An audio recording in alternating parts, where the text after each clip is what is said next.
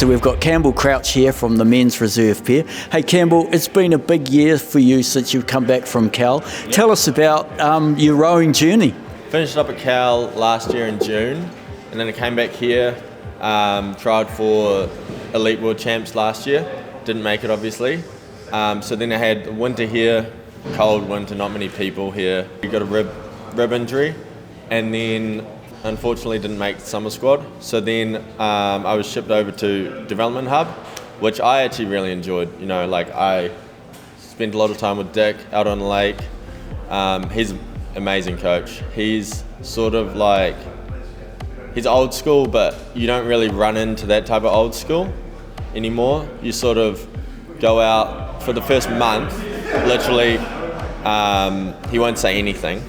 And you got to just like make him laugh a few times, warm him up, and then yeah, he's amazing. He's really good. So spent a lot of time there in the pair with a young guy who's under 23s, Josh. Learnt a lot there. So when there's these long silences of Dick not saying anything to you, what are you thinking? You're going, first of all, you're wondering, oh, am I boring him? He's sort of like just sitting there. He watches very closely though. Like, for example, he doesn't schedule like rests or anything, but he's really good at like looking at athletes, knowing when they're tired, when they need him to back up the training.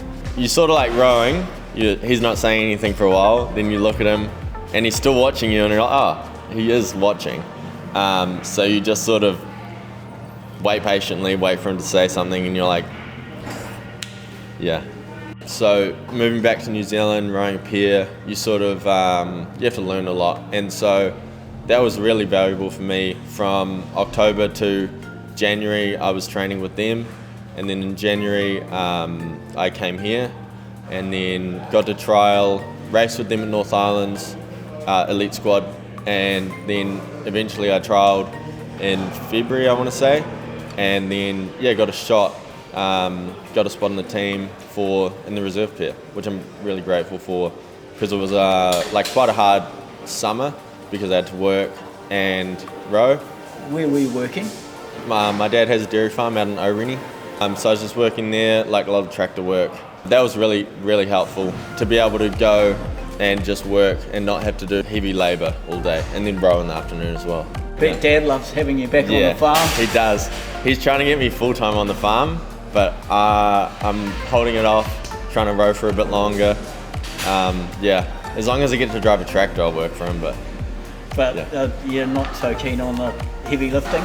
Yeah, not so much at milking. 4:30, that's earlier, and you don't get to delay the milking if it's foggy.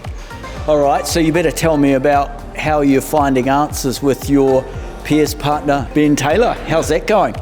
Yeah, no, it's going good. Like being in the reserve, we have to sort of fill in where is needed. Winter Series coming up, hopefully we can do well there. Race a lot in the States, but then also here, you know, like I've grown up with a lot of the guys that I'm rowing with, raced against them. Like for example, Ben Taylor, raced with him. First raced him in under 17 at Marty Cup. He was St Andrews, I was Hamilton Boys. And then now 6-7 years later, we're racing together. I raced Dan Williamson when I was under 15, and you just sort of race against them all the way through, and then eventually you get to row with them. Yeah. Does it feel a bit like Groundhog Day sometimes? I guess it does. Well, this is a good Groundhog Day though, to get to come here every day now, eh? Yeah, exactly. Especially when it's foggy. Once it clears, the water's flat. You always get good water here. Current on the way home as well, that makes it a little easier. Yeah.